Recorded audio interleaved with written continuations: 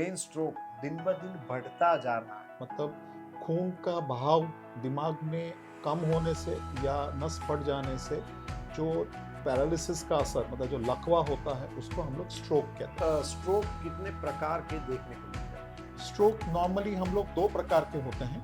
एक होता है जिसमें खून गाढ़ा हो जाए, जिसको हम लोग इन्फार्क्ट कहते हैं। वो नॉर्मली 75 टू 85% लोगों में इन्फार्क्ट होता है।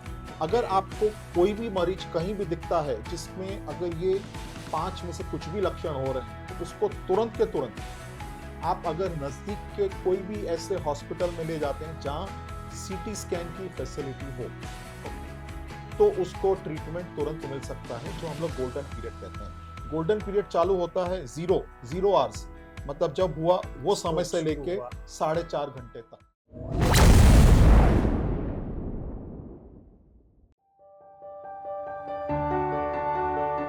हेलो फ्रेंड्स, कुमार बायोस्कोप में आज हम ऐसी हेल्थ कंडीशन की बात करने वाले हैं कि जहां पे पेशेंट कुछ कर नहीं सकता।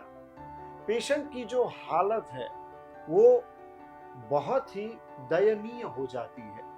उनके जो फैमिली मेंबर्स है, जो उनके अटेंडेंट्स है, उनको भी कई मुश्किलों का सामना करना पड़ता है, क्योंकि पेशेंट पूर्णतः बेड रिडन कंडीशन में रहता है।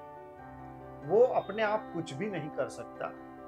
जी हाँ दोस्तों, मैं बात कर रहा हूँ ब्रेन स्ट्रोक की। ब्रेन स्ट्रोक एक ऐसी बीमारी है जो दिन ब दिन बढ़ रही है। हालांकि मेडिकल फील्ड ने काफी तरक्की की है, लेकिन फिर भी आज भी ऐसे कई पेशेंट हैं जिनको रिकवर नहीं किया जा सकता है और अंत में उनकी डेथ होती है। आज हम बात करेंगे ब्रेन स्ट्रोक पे, जिनके लिए हमारे साथ आज मौजूद है जाने माने न्यूरोलॉजिस्ट डॉक्टर जितेंद्र सिंह। तो चलिए उनसे बातचीत शुरू करते हैं। लेकिन एक बात मैं कह दूं कि भाई आपको कोई भी सवाल हो तो कमेंट बॉक्स में जरूर लिखिए, जो हम अपने एक्सपर्ट तक पहुंचाएंगे और उनके जवाब भी हम आप तक पहुंचाएंगे। तो चलिए बातचीत शुरू करते हैं डॉक्टर जितेंद्र सिंह से। सर, हमारे कार्यक्रम में आपका बहुत बहुत स्वागत है। ब्रेन स्ट्रोक दिन ब दिन बढ़ता जा रहा है, आखिर ब्रेन स्ट्रोक है क्या, वो हमें समझाइए। स्ट्रोक का मतलब है जैसे हार्ट अटैक आता है उसी तरह ये ब्रेन का अटैक है। मतलब खून का बहाव दिमाग में कम होने से या नस फट जाने से जो पैरालिसिस का असर मतलब जो लकवा होता है उसको हम लोग स्ट्रोक कहते हैं। स्ट्रोक जो होता है ये एक तरह की मेडिकल इमरजेंसी है न्यूरो में, जिसको इमीडिएट जो उसकी अगर ट्रीटमेंट मिल जाए कोई भी पेशेंट को तुरंत के तुरंत, तो हम इसको आजकल रिवर्स भी कर सकते हैं और जान बचाने की पूरी कोशिश की जा सकती है और हम अच्छे से अच्छा रिजल्ट पेशेंट्स को और उनके रिलेटिव्स को दे सकते हैं। अच्छा सर, स्ट्रोक कितने प्रकार के देखने को मिलते हैं? स्ट्रोक नॉर्मली हम लोग दो प्रकार के होते हैं। एक होता है जिसमें खून गाढ़ा हो जाए, जिसको हम लोग इन्फार्क्ट कहते हैं। वो नॉर्मली 75 टू 85% लोगों में इन्फार्क्ट होता है, जिसमें खून गाढ़ा होने की वजह से खून दिमाग में नहीं पहुंचता है। और दूसरा होता है स्ट्रोक जिसमें नस जो दिमाग में खून लेके जा रही होती है वो नस फट जाती है, जिसको हम लोग हेमरेज कहते हैं। तो इन्फार्क्ट और हेमरेज ये दो प्रकार के स्ट्रोक होते हैं और सर, दोनों की ट्रीटमेंट अलग है। तो सर क्या ये सडनली हो जाता है या इसके पहले कोई चेतावनी कुदरत देती है? कुछ ऐसा होता है जो पूर्व संकेत हो?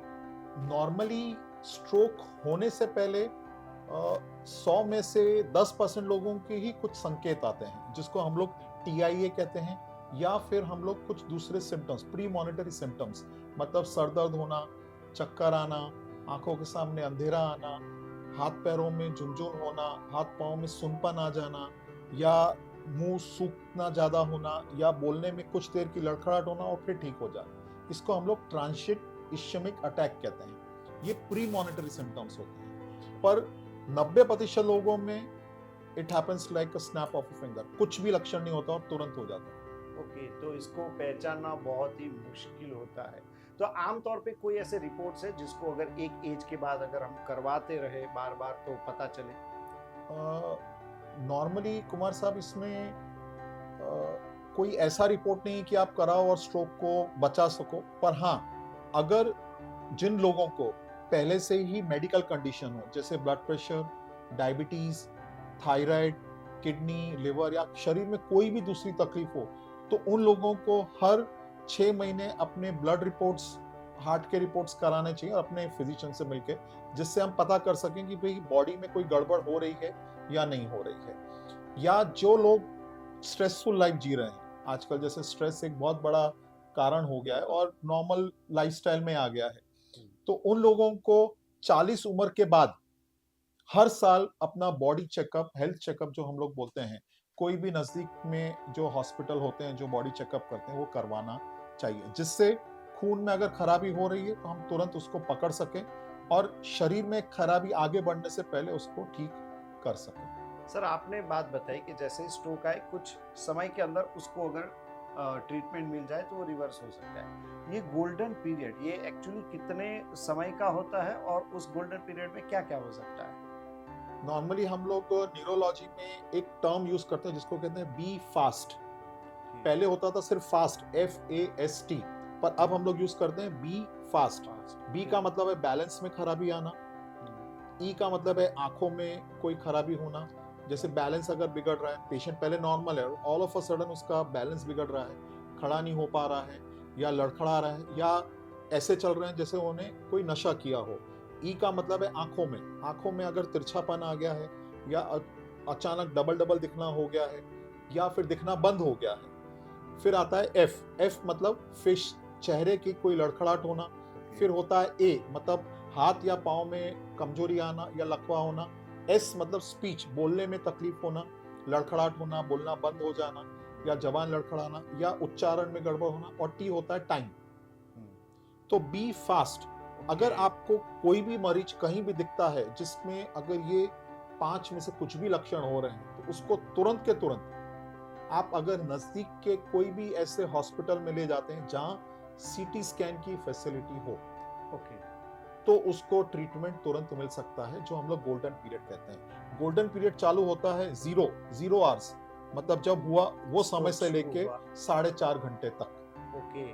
तो हमारे पास 4.5 घंटे का हैं। समय है और पहले तो होता था कि भाई MRI कराओ, ये नहीं, पर अब हम इंसिस्ट करते हैं कि नहीं, कोई भी अस्पताल आप दुनिया में कहीं पे भी हो, अगर गांव में है तो जो नजदीक का डिस्ट्रिक्ट हॉस्पिटल है, जैसे आजकल सरकार हर डिस्ट्रिक्ट हॉस्पिटल में CT स्कैन उपलब्ध करा रही है, और अगर वो वर्किंग कंडीशन में है तो वहां पहुंच जाते हैं तो आपको ये इमीडिएट सारवार मिल सकती है।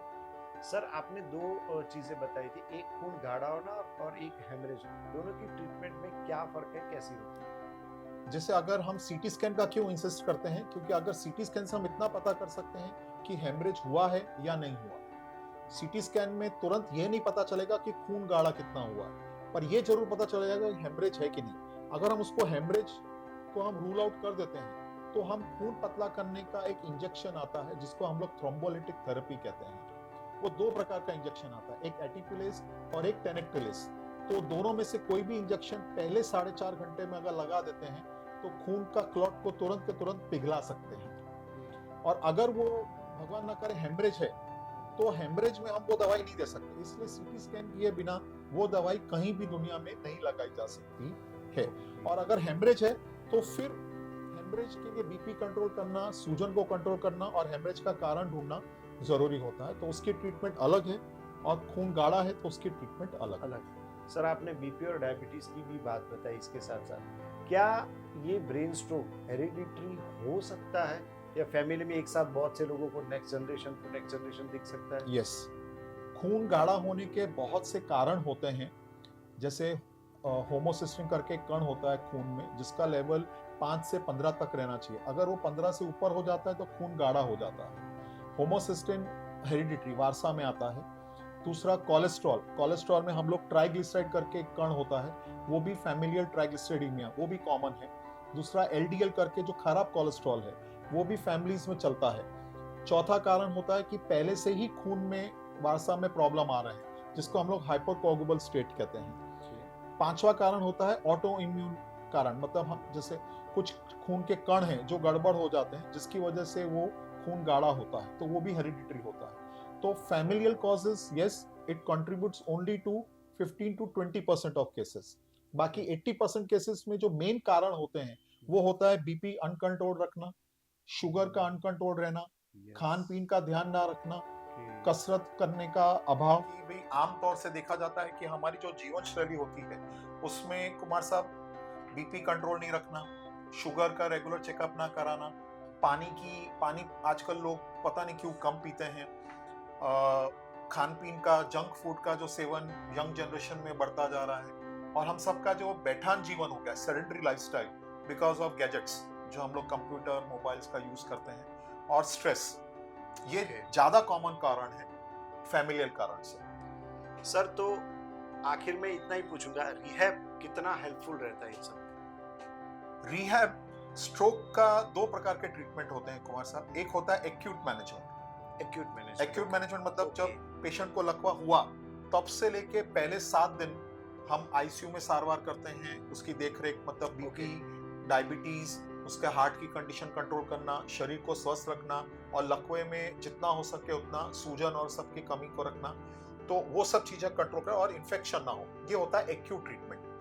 पर एक्यूट ट्रीटमेंट के साथ साथ एक होता है रिहैब प्रोसेस, जो अगर पेशेंट की कंडीशन स्टेबल हो जाती है, स्टेबल हो जाना मतलब बीपी, डायबिटीज और ये सब कंडीशन स्टेबल है, हार्ट में कोई प्रॉब्लम नहीं है और पेशेंट वेंटिलेटर पे नहीं है, अगर वेंटिलेटर पे है और फिर भी स्टेबल है, तो हम उसका रिहैब प्रोसेस जिसको हम लोग कहते हैं वो हम विद इन 24 आवर्स चालू करना चाहिए। सर लास्ट में एक और मैसेज प्लीज। और रिहैब प्रोसेस जो है वो जितना जल्दी चालू करते हैं उतना जल्दी रिकवरी पेशेंट की और उतनी अच्छी रिकवरी आती है। ओके सर, लास्ट में हमारे दर्शकों के लिए कुछ मैसेज छोटा सा। कुमार साहब, मैं यही कहना चाहूंगा सभी लोगों को, वो अगर कोई भी प्रोफेशन में हो, अपना स्वास्थ्य अपने हाथ में है, और अगर उसकी तैयारी आप छोटी उम्र से करें, भाई ये बोले लकवा तो बड़ी उम्र का है, नहीं, अब लकवे की कोई उम्र नहीं है। हमने, मतलब मेरे एक्सपीरियंस में हमने लकवा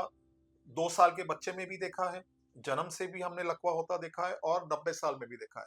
तो अगर हम जन्म से बच्चों को और हम सब अपना ध्यान रखें शरीर का, जो मैं अभी बता रहा था, लाइफस्टाइल मॉडिफिकेशन जो हम सबके हाथ में है, बीपी, खान पीन का ध्यान रखना, शुगर का कंट्रोल रखना, नियमित कसरत करना, पानी अच्छे से पीते रहना, रेगुलर एक्सरसाइज करना, और तनाव जितना कम हो उतना कम लेना, तो हमको प्रॉब्लम होने की शक्यता हम 50 से 80% कम कर सकते हैं।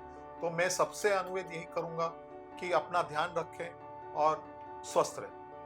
थैंक यू सर, आप हमारे साथ जुड़े और हमारे दर्शकों को आपने बहुत ही बढ़िया इंफॉर्मेशन दी कि ब्रेन स्ट्रोक एक बहुत ही गंभीर बीमारी है।